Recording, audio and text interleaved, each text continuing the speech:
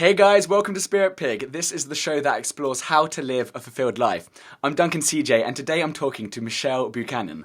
Michelle is a numerologist, author, and certified law of attraction practitioner.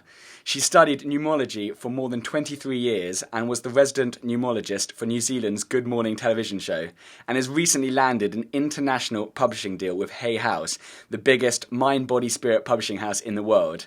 She hosts a numerology radio show on Hay House Radio, has an app coming out, and all of this whilst being a dedicated single mum of two. Michelle, thank you so much for being here today. It's an absolute honour.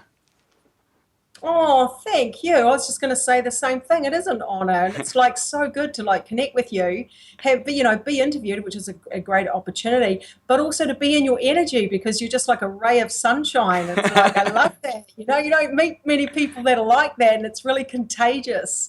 So it's like, yay, I'm basking in that light right now. So it's really cool. Oh, Thank thank you you. so much. In that introduction, I used the word numerology or numerologist a fair few times, and I'm sure there's a couple of people watching this thinking, have I missed something? What is numerology? So what is numerology? Did I even pronounce that right? You Numerology. sure did. You know what? It's however you want to pronounce it. It sounded right to me, so it's all good. Numerology is basically an ancient metaphysical science, along with astrology. Palm reading, some of the old ancient divination, forms of divination from way back. Numerology itself is a science of numbers, where every number in the universe has an energy vibration. As you know, everything has an energy vibration, and so do numbers. And the system I use, which is called Western or Pythagorean or modern numerology, was created by Pythagoras, the Greek mystic and mathematician, 2,500 years ago. So I always like to use it as a little bit of credibility there because, still to this day, the Pythagorean theorem, which is used as a mathematical equation that's still taught in secondary school mathematics classes all around the world today. And he created that, and he created the same system of numerology. So there must be some truth in it because, he's pretty onto it, isn't he, old Yeah, Pythagoras? absolutely. I Yeah. remember slaving away on the triangle, trying to work out Pythagoras' theorem, trying to work it, do my GCSE mathematics. Oh, God, I remember pretending that I knew what I was doing, going, what the hell is going on? And asking the person next to me when the teacher wasn't looking. But part of also what numerology is it's based on the letters of the alphabet in our name and the date of the numbers on the date of our birth date. So from our name and date of birth, it can tell us a blueprint. It will show us the blueprint of who we are and why we're here and what we have the potential to accomplish while we're here, along with our major life lessons, our destiny, life purpose, and typical personality traits, which I think is quite helpful information. If you're sort of here on Earth, and you're in this life, it would be good to know a bit more about it. But why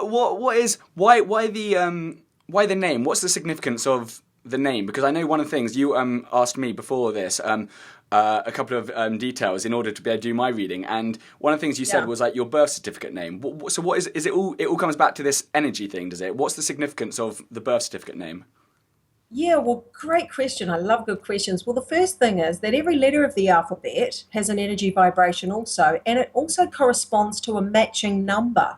Okay, and so therefore, the letters in our name are diverted or converted into numbers, and then we add that total up, and that's going to tell us what our destiny is. So our original birth certificate name, and the reason it's the original birth certificate name is that is the vibration we chose to be born under, and under that particular name, regardless of whether you think that name was chosen for us or whether you think of it more of a spiritual aspect of, oh, but we pre-chose those circumstances. We influenced the decision maker in giving us that particular name. So we would have that specific vibration in this life before we even got here. It doesn't matter whether you believe it's pre-chosen or it just happened by random chance. The fact is that name that was recorded on your birth certificate gives us your blueprint or your destiny in this life, and that can never be altered or erased when you change your name. So when you change your name, especially people that are adopted and may have only had that birth certificate name for a short while, or for women that were that get married and change their name, you never erase that destiny number from that birth certificate name. Your new name number just is accompanied into the mix of existing numbers that you already have. So that birth certificate name is very important because it tells us so much information, like who we're destined to be in this life and what we're destined to do when we're here. Because you thought, I remember reading, I think I was on your website, and before, and I'm sure, I must be, I got to put my hands up and admit that, I've got sort of my rational head, and then I've got what I want to be believing. And you thought originally, what's this load of rubbish about? You were skeptical, Yeah. weren't you? And you admit that yourself. But what? Oh my God, I do. I just honestly, I just finished my second book with Hay House, and they wanted me to write a bit more about how I discovered it. Yeah. And I was like, bring it. I was completely honest. I am even to the point a bit embarrassed and feeling so guilty that I was so rubbished it and trashed it before I knew about it way back then, that I was so ignorant that it's just because it sounded like rubbish. I thought they were, when I'd heard of numerology, I thought that whoever used numerology was just trying to make a mountain out of a molehill and make something mean something that really has no significance at all. And I gave it a really hard time.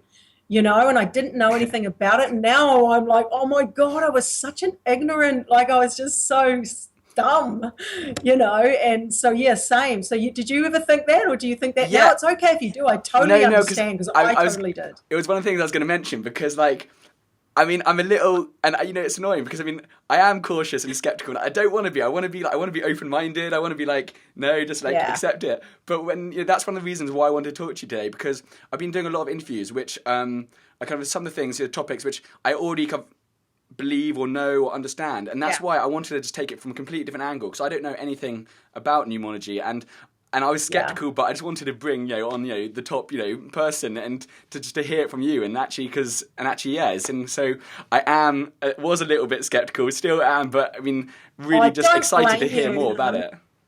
Yeah, no, I totally don't blame you, and this is going to make you laugh, because you're supposed to be skeptical by nature, because we each have from that birth certificate name, the name we use today, which can sometimes be different from the birth certificate name, and the date of birth. It gives us what I call the 7 core numbers, or 7 personality numbers. And those 7 numbers work together as a team to give us an overall understanding of who we are. Okay. Now, of your 7 numbers, so just to pre-frame this, beforehand, you asked me for my birth certificate name, the name I use now, and my date of birth. And so this is what you're using for what you're about to tell me. Is that correct? I sure am. Yeah, sorry. Absolutely. And of those 7 numbers, one of the important numbers of the 7 is called the soul number. Now, this number has another name. It's also maybe known as the soul's urge or the heart's desire. And that number tells us what our soul needs in this life, or what it needs for us to be, or who it needs us to be in order to feel fulfilled in a soul form, okay, as opposed to the ego, but the soul, what your soul is longing for in your life. For you, it's a number 7, which is the spiritual number. It's called the deep thinking truth seeker. And the life purpose of that 7 is to uncover the secrets and mysteries of the universe. That's what is driving your soul in this life. That's what your soul needs from you to feel complete in this life. It's finding the answers to the big questions. Who am I? Why am I here? Where am I going? How do I get there? What's happening in this universe or in this world that we can't see with the physical eye? It's to forcing you to look broader, to look at the bigger picture, to contemplate, to be open-minded. But here's the thing, number 7s, even though they're on this journey of truth, well, they're naturally skeptical and cynical. They're supposed to be. Put it this way, if their life purpose is to uncover the secrets and mysteries and to find their spiritual truth, they can't believe everything that crosses their path, can they? If they believe everything that's in front of them, how are they going to get to the bottom line truth of what they really, truly believe? Yeah. So they are made skeptical and cynical. And I love it, actually, when I come up against a 7, when I'm not against, but when I'm out socially and there's a 7 and they're against this, and I'm like, look, you are totally on track. You totally should be like that. That's a 7. But the thing with the 7 is They have to experience something directly or personally to believe it as their own truth. You're not just going to take what everyone else says. You need to see it yourself to believe it. Okay. But once you believe it, boom, that's it. You know what I mean? Like you're like, whoa, that's freaky. I get that now. Yeah, You'll be yeah. like, and so you're seven, that's your soul. Okay. That's what's driving your soul in this life. That's why you're here doing this show. There are more people that come for readings with me that are on Hay House Radio calling up to ask questions, that are in the audience and workshops and lectures that have sevens more than any other number, because it's the spiritual number. There are other numbers that are spiritually minded, and of course, but seven, and also with the seven needing for you to find your spiritual truth, were you ever raised in an environment where you were free to think, and believe what you wanted, or was it sort of you were told, oh, this is what your spiritual truth should be, and you had to unwind that or unravel that and find your own truth? No, it's very open, as in, free to Right. explore, free to, try out different works, Be a free businesses, thinker. this, that, as in very supportive, yeah. Oh, good. That's so good. Because to be honest, it could just delay the seven from finding their real truth when they have that beginning. But it's quite common that they do have that beginning, though, actually. So you're quite lucky that you didn't, because it's given you a head start, which is Yeah. probably why you're so, don't mean this in an offensive way, but for your years, you were quite a wise person and, into these things in your 20s, right? Yeah, 27, 26, 27, Yeah. yeah.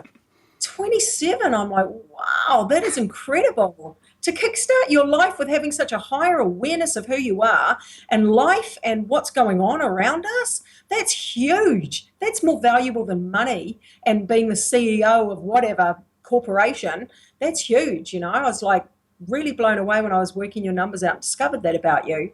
But yeah, so I totally understand that you don't, that you were a bit skeptical. I was. I sort of had a reading happen to me. I didn't go out of my way to have it myself. A friend gifted me a reading because she felt it would be really valuable for me. And it was that reading and its accuracy from a stranger that didn't know me from a bar of soap that got me thinking. It blew me away. And so then I went and got a book out the library and started working. I don't want to make sure it wasn't just a fluke. So I had to work the numbers out for like family and friends and everything. And I'm like, holy cow, there's something in this, man. It's like so people need to know about this, people need to know, because I just was like freaked out. So then it just, I'm quite a passionate person. When I'm interested in something, I'm quite obsessive. I want to learn everything I can about it. And that was like 24 years ago. And I'm still really passionate about it because it's so accurate. It blows me away every day. So, but I was skeptical too. So I totally get, even the word numerology about numbers and stuff, it's like, it's embarrassing sometimes, because people that don't know about it, they must think, oh my God, this woman's cuckoo. It's like, oh, if they knew what I knew. So, it's a good way to, to have thick skin. Yeah. Funny. I love that. How does this fit in with sort of free will and personal responsibility? Because like, do our numbers like determine our future and there's nothing we can do about it, or can we override it? And are we in control of our destiny? Because I know that word that came up was Yes. destiny, and that was another thing which was like alarm bells for me, because I like to think free will, I can do anything. If I set my mind to something, I can achieve it. But then having the idea of like destiny and predetermination, that just, I don't know, I don't like that, so it makes me nervous. No, So, great question. Only someone with a 7 would have a mind that could think that deep to say that. That's a brilliant question, and the answer to that is it's a blueprint of a guideline of what our soul ideally would like us to experience in terms of our personal growth. So numerology is mainly a blueprint in terms of our personal development. Okay. And life lessons and challenges that we were born or that we chose to overcome, areas that we haven't worked through in the past that we've chosen to work through in this life, but also potentials of what we have the potential to accomplish while we're here. And that goes hand in hand with free will. And goes hand in hand with, you can have someone with a number 8 that has the potential to do well in self-employment and business, that is practicing law of attraction, understands that thoughts create and is a positive mindset and does the physical act, works, actual physical, takes action and is practical and hardworking and disciplined and all the practical, mainstream, conventional things you need to do to succeed in business, aside from the numbers. And someone on the other hand that's innate as well, and they just have a negative belief in money, they never quite have enough. It's going to be driven by your engine, which is what you believe and what you do to accomplish things in your life. So it's not set in stone, but you will find that the traits will be obvious in the person. Like the traits, if someone's a number, they'll definitely be that way. They will definitely have those kinds of problems and challenges they're working through, and they will definitely have that potential, but whether they step into that potential is free will. Okay, brilliant. And Yeah, it's interesting. Sorry. Yeah. I was just going to say, it's interesting that you, I think when you were using 8, you used the word action. And that was one thing I was going to ask about, was like, how important is this idea of like taking action? Like, do we have to be proactive, or can we just sit back and wait for the numbers to happen to us? You got to be proactive, is it? Oh, yeah, absolutely. Like, I am a numerologist, and I'm also a law of attraction practitioner as well, for, specializing in manifestation. So it kind of goes hand in hand. One of the numerology is the blueprint and the potential and the tools you've been given to achieve and accomplish certain things, but you're not going to do that on your own. You need an understanding of the universe and how it works, and the action that needs to be taken, and the personal development that you need to go through to maintain a high vibration consistently to the best of your capability. It goes hand in hand.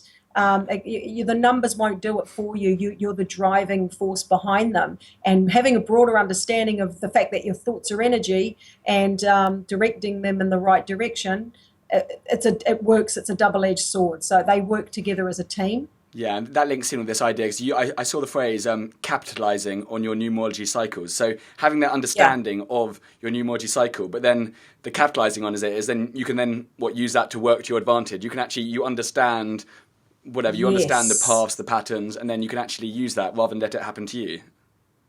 That's exactly right. There are 2 sides to numerology for each person. One side are those 7 numbers, those personality numbers that tell us who we are and why we're here and what we have the potential to accomplish. And then there is the other side of numerology, which I call the forecasting side. So those numbers, the forecasting numbers, tell us what the environment is or the energy is around us at a given period of time. So we have an idea of what's coming up or what's going on. Is it a time to take action, or is it a time to sit back and be patient and let things unfold? And so having an understanding of the cycles you're in terms of the forecasting numbers, so that you know where you're at and what you can achieve in that time. And then the 7 numbers that tell us who you are and why you're here and what lessons you're supposed to be, what you're going to go through and what you can accomplish in this life. And I mean, for example, for you, that destiny number from that full birth certificate name, for you, it is a 1. And number 1 is called, what I call personally, the independent individual. Individual meaning not like everybody else, and not only is it your destiny number, it's also your life path number. The life path number is the total of our date of birth when we add those numbers together. Okay. And so number 1, some people think, in many cases it can be a leader, but not all ones are, but 90% of them are. But your life purpose and what you are destined to be in this life and who you will be is you're destined to walk a path less traveled. You're not to be like everybody else. You would have felt different from the minute you like growing up. Have you always felt different? You must have. You're a 1. You've got 2. Yeah. Once. Absolutely. And I'll have to get Hay House to send you a copy of my book, or get Amy to send you a copy of my book, actually, because or Ruth, because it's a really powerful number 1, and you've got 2. So when your destiny and your life path number are the same, it's basically saying your soul has said, I'm going to give this 1 a double shot. Like, I don't need another number beside this 1 destiny as my life path. I want a 1 in both positions. So I'm really going to hammer it home in this lifetime. And as a 1, you're here to be a leader rather than a follower. You're here to walk a path less traveled and take a unique path. Like, do things your way, not compromise who you are in order to fit in. Your you will be empowered and you will be successful when you follow what your heart, when you do what you need to do for you, regardless of what anyone else says or thinks. Okay? And you will be a leader. Okay? You're a pioneer. You're here to find new ways of doing things, new ways of thinking, new ways of being, and pass that on to others. And when I say a leader, I mean, hey, I'm the voice. Hey, look at me, listen to me. I got something that can help you. As opposed to being one of the people that's the one listening going, oh, I'll follow so-and-so. You know, what are they saying? What are they doing? I'll just follow them. You're not to do that. You're to create your own path, and people will follow you. They will listen to you. And you're 27 years of age. Imagine, with the knowledge that you have now at 27 years of age, what you're going to be like when you're 47. These are the future leaders of the future. Do you know what I mean? Yeah, it's really interesting you said that, because about following your path and not being, you know, it links back to like a conversation from about 2 or 3 months ago, which was, I mean, when you said that, it was pure. It was at a sort of a crossroads. You know, actually, do you kind of take the easy route or do what you're meant to do, or, you know, even though it just seems a bit crazy, like just to stick with it, and you know, and 100% went for that, just following your heart, following your intuition, and and it was very, very interesting you'd said that, because that was especially at the beginning of this year. I've always kind of been doing that, but a big had to really make a really big decision. Turning point. Yeah, big turning point about at the beginning of this year, and really, really interesting you said that. Yeah, and the thing is as well, like it's a journey. Like, for example, our life purpose, and in your case, your life purpose as a one is to be the independent individual. It's to lead, manage, or organize other people that are less capable than you are, to teach, to say, hey, here's a different way of doing things, and to be independent, to be able to stand on your own 2 feet, to be able to be self-reliant and self-motivated, and really be true to you and your path and not compromise who you are in any way. It's to be courageous enough to be who you really are and to walk that path and to know that you'll be okay. But it's a life, sorry, there's a mosquito or something flying around. I'm not crazy. One of those crazy people that does weird things. It's to know that this is your life purpose. And it can take an entire lifetime to master. So to not beat up on yourself if things aren't happening this red hot minute, it's okay. It's to unfold over your lifetime. And so therefore, to have this wisdom and knowledge of that life purpose now can only empower you, because you know what journey you're on. Yeah.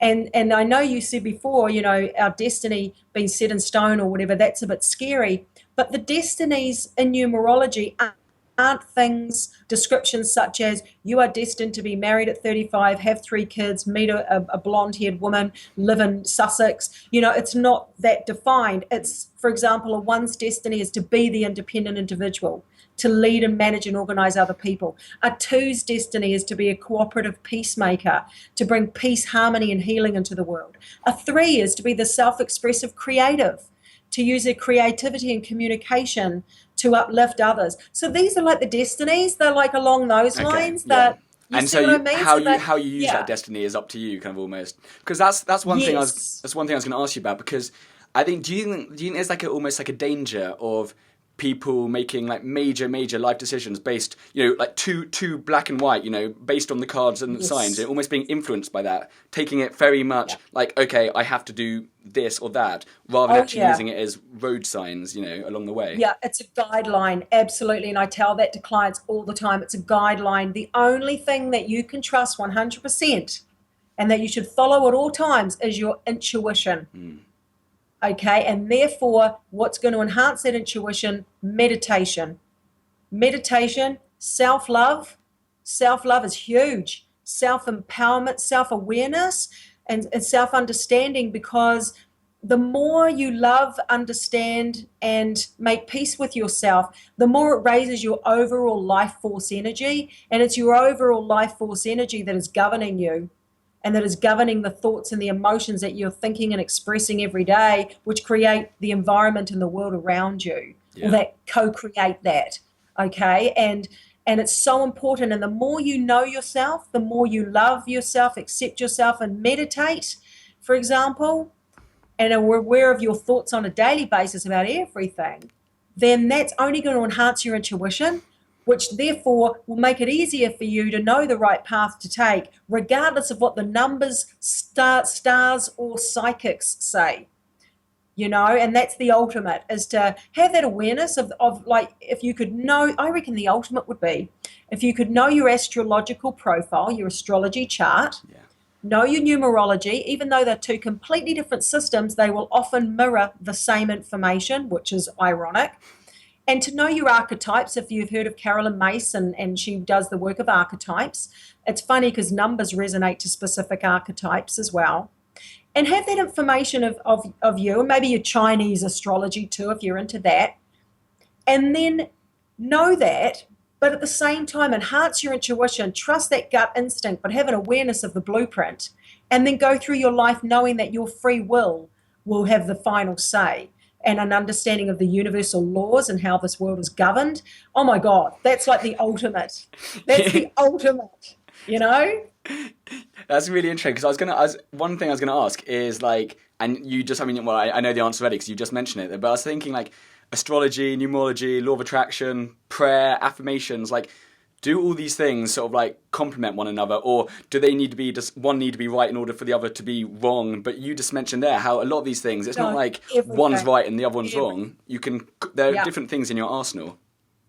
Yeah, they definitely are. And like, I just did a workshop, not this weekend, last weekend, on all of this, exactly that. Like affirmations, but prayer, don't leave prayer out, because there's a higher force here, whether you call it God, the divine, the universe, you're not in control of everything.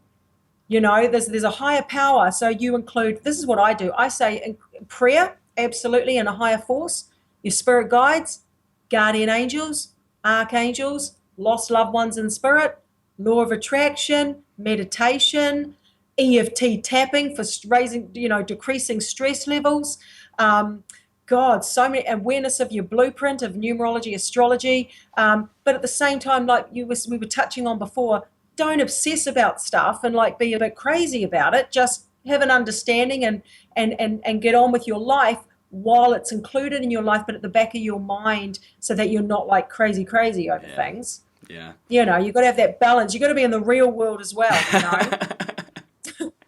You've got to be able to go like to Marks and Spencer's and talk to someone on the checkout and not have them call like the cops or anything, You've got to merge into society as a normal person as well, and that's a nice balance, Yeah, absolutely.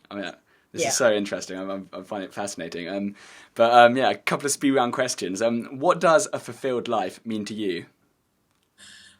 A fulfilled life means to me, number one, having a greater awareness of life itself and self-awareness, so I know who I am and why I am the way I am, and to make peace with that. To make peace with the fact that the world can wind us up and bad things can happen to good people. To make peace with the fact that, 1 minute we're up, next minute we're down, and that's just the nature of life. But to be friends with ourselves along the way, and to do work that you love. And if you can't do that for a physical job at this stage of life, then do it in your personal life and be grateful you even have a job to help pay the bills, even if you hate it. And to go to bed at night feeling like, wow, this really is a magical world. There are so many possibilities, but not to want to beat anyone up if they don't go your way. Do you know what I mean? To not physically hurt anyone if you want to wring their neck, but you're not allowed to. You have to make peace with that and be like peaceful. Happy. But yeah, I think that having a fulfilled life is basically being aware, self-aware, and having an awareness of the universe and how it works, and having that passion in your life, whether it's an understanding of all of this stuff we're talking about, or music, or exercise, or whatever it is that you're into. I think having a passion helps to have a fulfilled life too. Yeah, I agree. That's fantastic. And what is one thing all our listeners can do today that will have a massive positive effect on their lives? Meditation. Meditation is huge.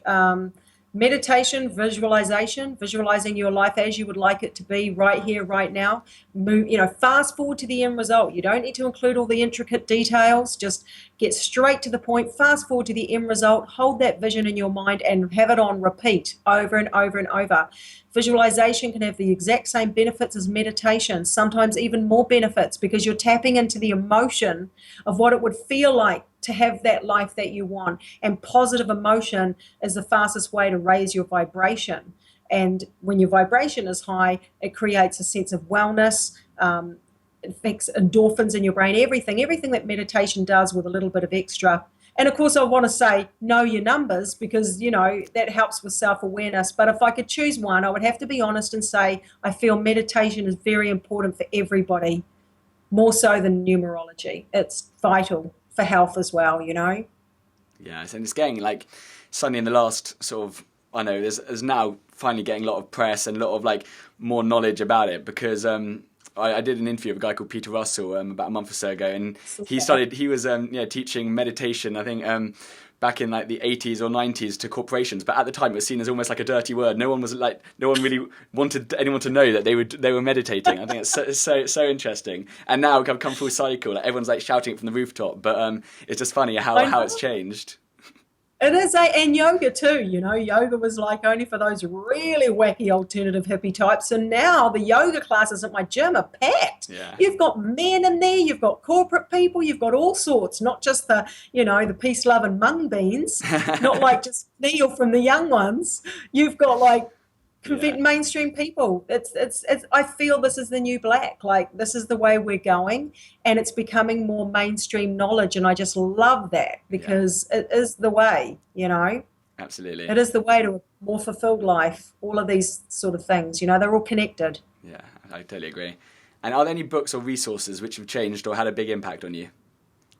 Yeah, there is a couple of one of my favorite books that even to this day, it's called Journey of Souls by a man called Dr. Michael Newton, and he's American, and he was a hypnotherapist, and he would do hypnotherapy for just typical things like smoking or phobias or whatever. Came across, took someone back too far unexpectedly, and then it's not a book about past lives as such. It's a book about the life in between lives and where we go in between lives. So it's called Destiny of Souls, and it says a case study of life between lives, and it tells you about the life review after we pass over, soul groups. It tells you about beginner souls, intermediate souls, and advanced souls, how we're choosing before the preparation before we choose a life, and what the soul would like to learn. And to this day that's still my favorite book ever. Oh, amazing. I can't wait to read it. No, definitely try that. I'm definitely going to read that. Love it. Oh, fantastic. You'll love it. Yeah, you have a second book after that called Destiny of Souls, which is even more information and even more advanced. But Journey of Souls is the first, and it's a really good read. Easy to read too. Yeah. Oh, amazing. No, I can't. I'm looking forward to that. next time we chat, we'll have a chat about souls. And last but not least, how can people stay in touch, find out more about you and your work? Oh, well, if they live in London, I'll be at the London Mind, Body, Spirit Expo, the Wellbeing Festival.